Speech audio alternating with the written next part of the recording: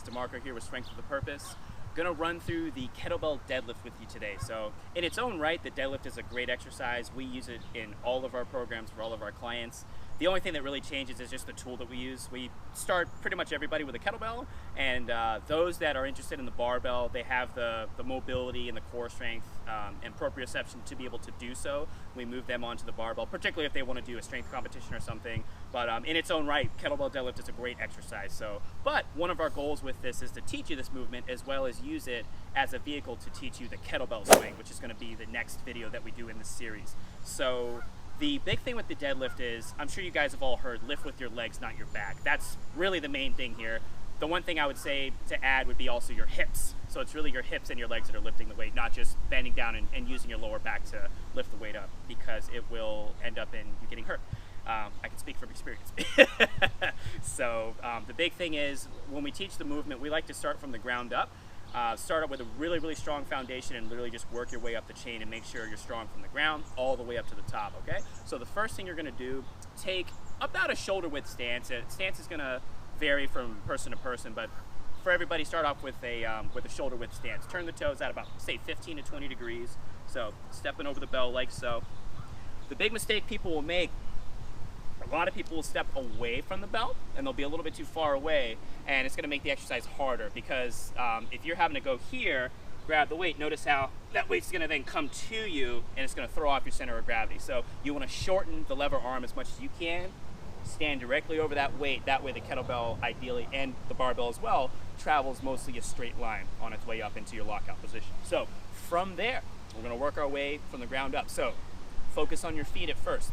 I want you to use your toes, grip the ground with your feet, try to spread the ground, rip the ground apart, driving those knees out. Going to activate the glutes, the feet and everything, and make you much more stable, give you much more of a stable base. From there, hips are going to go back. It's much more bend in the hips, less bend in the knees, versus the squat where there's a lot more bend in the knees and as well as the hips. But here, I'm going to use my hands, push those hips back, use those feet to plant yourself into the ground.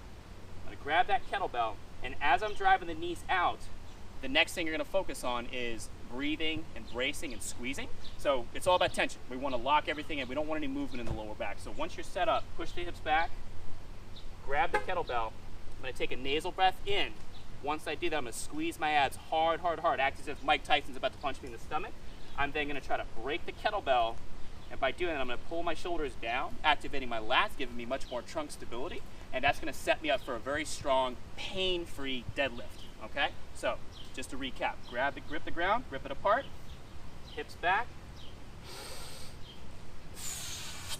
squeeze the glutes and abs at the top, back to start position. Now here is the key. You want to reset on each one. You don't want to go fast, slam the kettlebell, and bounce your way back up to the top. You want to reset, generate tension, and stand up tall every single time. Treat every single rep with respect and take your time. Don't be in a hurry. That's how you get hurt. So we're going to start all over from the bottom. Grip the ground, rip it apart, hips back.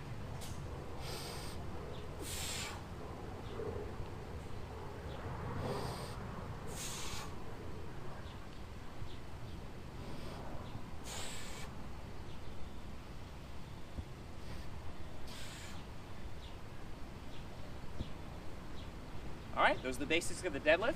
Like we talked about, you can do this exercise obviously with a kettlebell and a barbell and other tools, but this is the first movement that we go over. You hear me, I'm a little out of breath from that tension I generated, but this is the first movement you learn before we even talk about or even think about the kettlebell swing. So check out the next video where we talk to you about the hike pass as well as the kettlebell swing. Thank you guys so much, appreciate you.